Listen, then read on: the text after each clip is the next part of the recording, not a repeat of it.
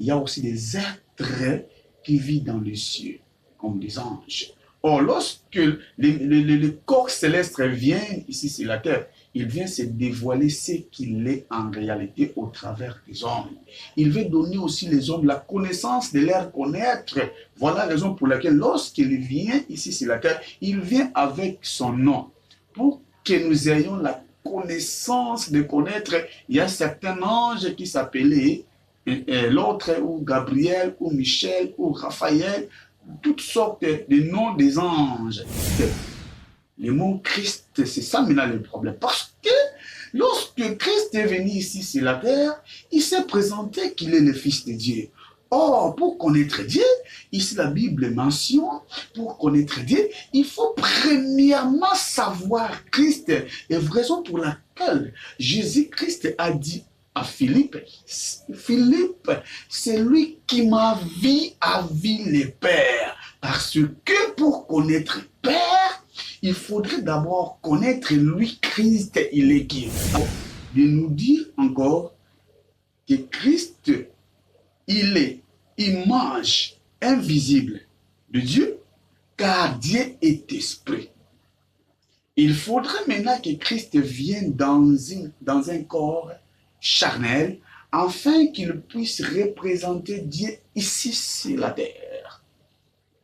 Donc voilà la raison pour laquelle j'ai vite compris lorsque Christ parle que le Père qui est au sein du Fils, dans le livre des Jean, le Fils qui est au sein du Père, parce que c'est la personne qui a la capacité de dire ce que Dieu est, c'est la personne qui vient de Dieu. Car Dieu avait dit dans le livre de Hébreux chapitre 1, tu es mon fils, je t'ai engendré aujourd'hui. Donc, la personne qui venait dans l'intérieur de Dieu, c'est lui qui a la connaissance de Dieu. Or, la vie éternelle, depuis que le monde existait, avant que Christ vienne ici sur la terre, la vie éternelle n'était pas. Parce que l'éternité n'était pas ici sur la terre. Lorsque l'éternité est venue sur la terre, à l'image d'une personne, Christ est venu nous donner cette vie-là. Nous devons premièrement connaître ce qu'il est. Et par là, nous aurons la connaissance de notre Dieu. Il a dit encore, je suis la vie, car il a donné sa vie. Aucune personne sur la terre peut donner sa vie pour les autres personnes. Mais Christ a fait pour que nous soyons libérés, afin que tous soient vie ou tous à il a dit encore, il est véridique. C'est lui la vérité. Il y avait plusieurs personnes qui venaient ici sur la terre qui disaient que non, il connaît la vérité. Mais ce n'était pas elle la vérité. Mais la vérité lui-même s'est faite chair. Il est venu ici sur la terre pour que nous ayons la connaissance de cette vérité. Oui, bonsoir, bien-aimés dans le Seigneur Jésus-Christ. Je suis Serge Chilay, apôtre du Seigneur Jésus-Christ. Je suis le responsable de la chaîne Sœur Chilay Haïti. Abonnez-vous massivement dans la chaîne et partagez les liens avec toute la famille, amis et connaissances, et avec toutes les plateformes que vous avez. Et partagez aussi notre lien Sœur Chilay TV, et la chaîne est dans le YouTube. Oui, bien-aimés, s'il vous plaît, oui, bien-aimés dans le Seigneur Jésus-Christ, lorsque vous partagez le lien, et c'est une façon d'évangéliser aussi en ligne l'évangile de notre Seigneur Jésus-Christ, parce que nous voulons parler aujourd'hui de Jésus-Christ, mais nous voulons parler que de Dieu, parce que tout le monde a la connaissance de connaître Dieu. Tout le monde a la connaissance de connaître le Dieu le plus puissant qui nous a créés. Parce que lorsque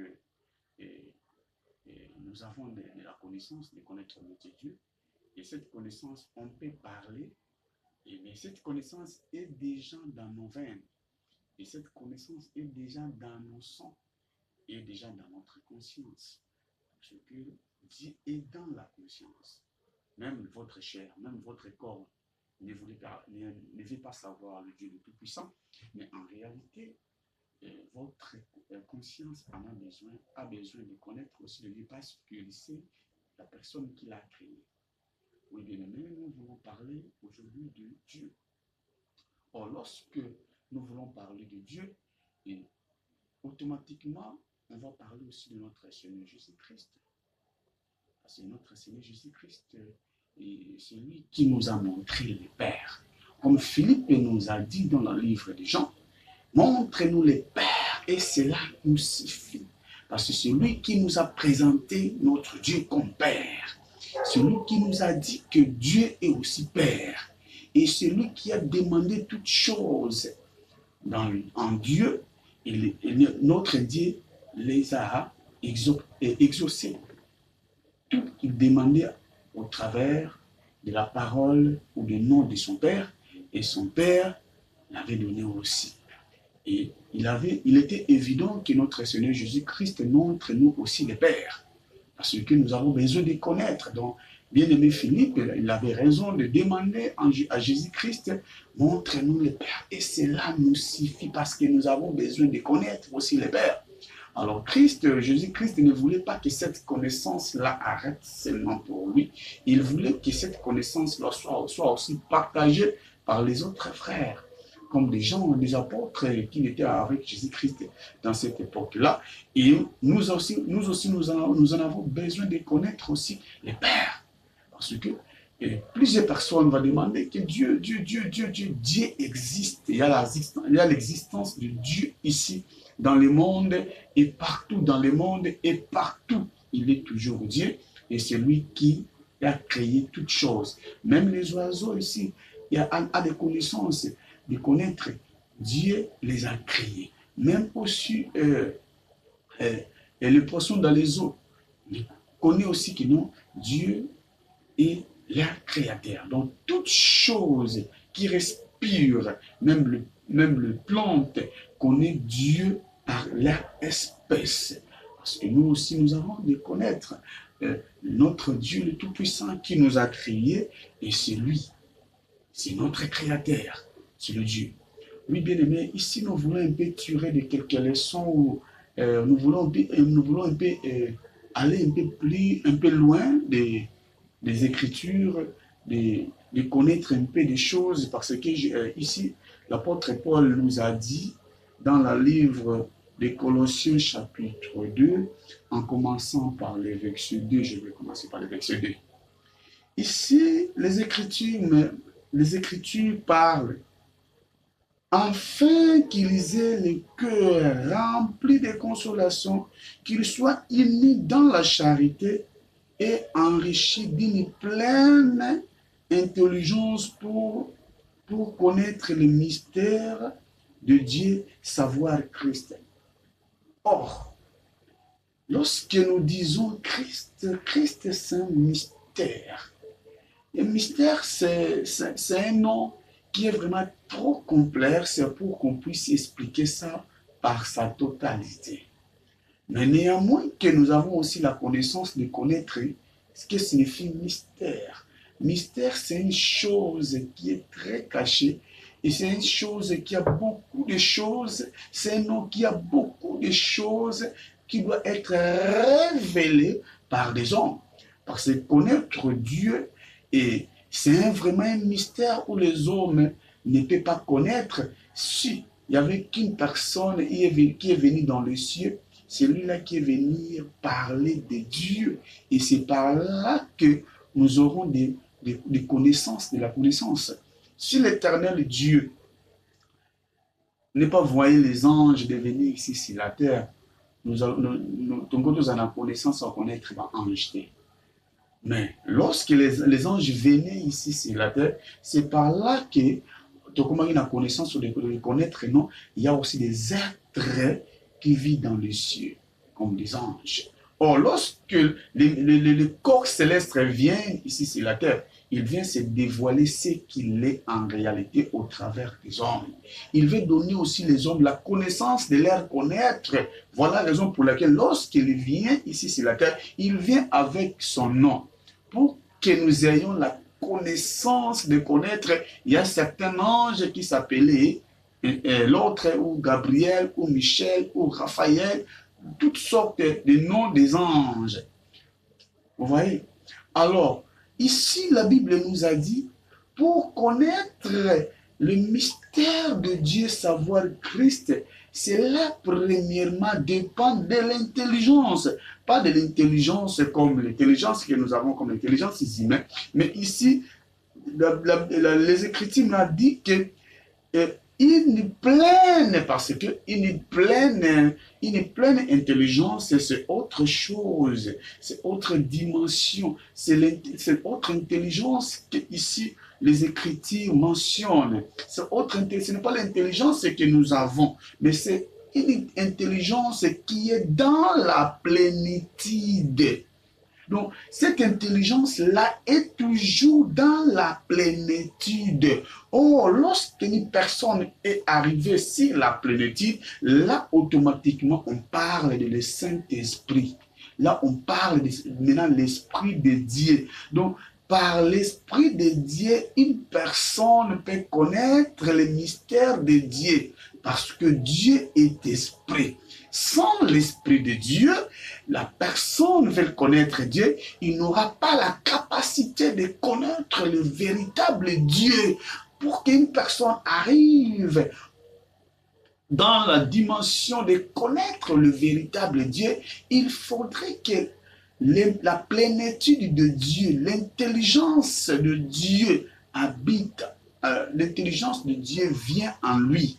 Voilà la raison pour laquelle le frère Paul nous a dit ici, rempli de consolation, qu'il soit uni d'abord dans la charité, uni dans la charité et enrichir d'une pleine intelligence. Or, là, ici, on dit enrichir. Donc, vous devez avoir rempli des connaissances, de la sagesse, de l'intelligence, de toutes sortes de connaissances qui est lié en Christ, qui est en Dieu. C'est par là que la personne aura la capacité de connaître le mystère de Dieu.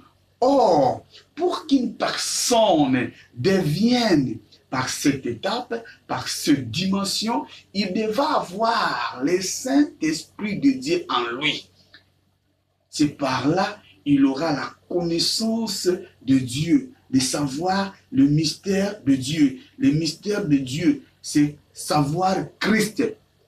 Le mot Christ, c'est ça maintenant le problème. Parce que lorsque Christ est venu ici sur la terre, il s'est présenté qu'il est le Fils de Dieu.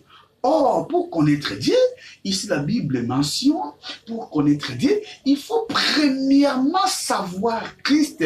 Et raison pour laquelle Jésus-Christ a dit à Philippe, Philippe, c'est lui qui m'a vu à vu le Père. Parce que pour connaître Père, il faudrait d'abord connaître lui, Christ, il est qui? Parce que c'est un mystérieux, c'est un mystère.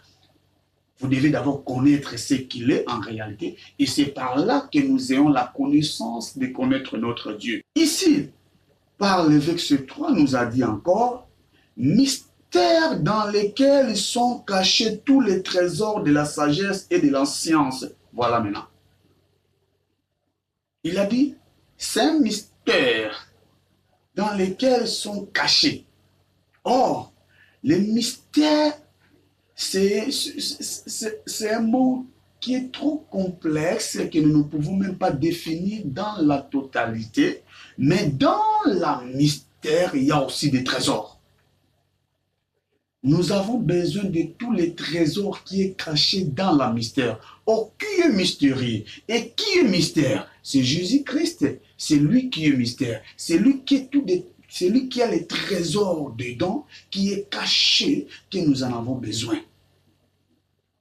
Ici, apôtre Paul nous a dit seulement, c'est un mystère qui est caché, tous les trésors de la sagesse. Donc, lorsque Salomon parle de la sagesse, c'est une portion, c'est une partie de Christ lui a donné. Donc, lorsqu'une personne parle que de la sagesse, en réalité, il parle que de Christ. Il parle que de Jésus-Christ, parce que c'est sur lui la sagesse. Il y avait un verset comme ça, Christ a dit, l'homme qui est plus que Salomon. Là, il parlait que de lui, il parlait que de la sagesse. Car Salomon a parlé que de lui, car c'est lui la sagesse. Il a dit encore, c'est un mystère qui est caché aussi de la science. Lorsque les scientifiques parlent de la science, toute forme de la science nous pouvons utiliser. Lorsque nous touchons tous ces genres de choses, lorsque nous touchons ces capacités, cette portion, en réalité, nous touchons directement lui, Christ. Donc, le développement du monde est en lui.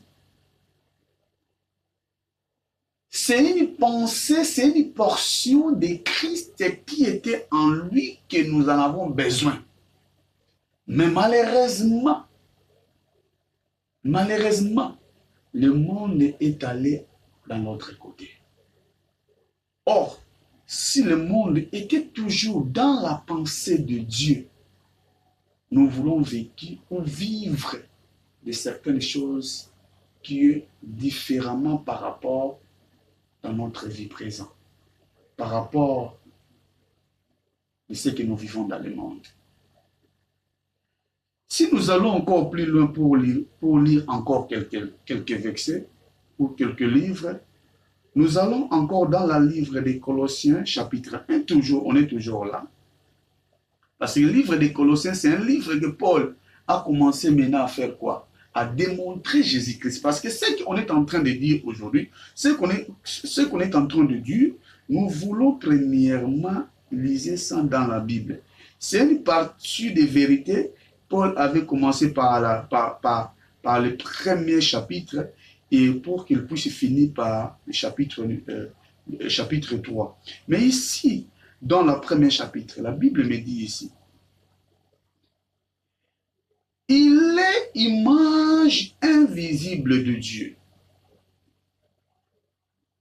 les premiers-nés de toute création, car en lui ont été créées toutes choses qui sont dans les cieux et sur la terre, les visibles et les invisibles, trône, dignité, domination, autorité, tout a été créé par lui et pour lui. Il est avant toute chose, et toute chose subsiste en lui. Là, Paul confirme, il est en train de confirmer la livre de la sagesse, chapitre 8, en commençant par le verset 20, et confirmer. Il est en train de confirmer aussi dans le livre de Jean, ce que Jean avait dit était clairement vérité et véridique, et donc il était dans de bonnes choses. Ici, Paul nous a confirmé encore, de nous dire encore que Christ, il est image invisible de Dieu, car Dieu est esprit. Il faudrait maintenant que Christ vienne dans un corps charnel, afin qu'il puisse représenter Dieu ici sur la terre. Donc voilà la raison pour laquelle j'ai vite compris lorsque Christ parle que le Père qui est au sein du Fils, dans le livre des Jean, le Fils qui est au sein du Père, parce que c'est la personne qui a la capacité de dire ce que Dieu est, c'est la personne qui vient de Dieu. Car Dieu avait dit dans le livre de Hébreux chapitre 1, « Tu es mon fils, je t'ai engendré aujourd'hui. » Donc, la personne qui venait dans l'intérieur de Dieu, c'est lui qui a la connaissance de Dieu. Et c'est lui qui a la connaissance des véritables dieux. Lorsqu'il nous dit les choses véridiques de Dieu, il dit c'est qu'il connaît, c'est qu'il sait. Voilà la raison pour laquelle Christ nous a présenté Dieu est notre Père.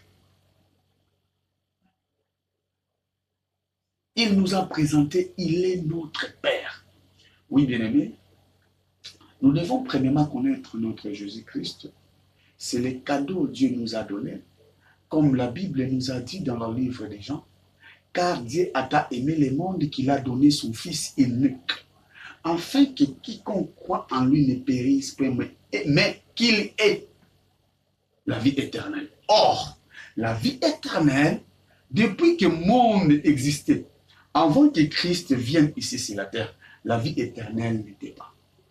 Parce que l'éternité n'était pas ici sur la terre.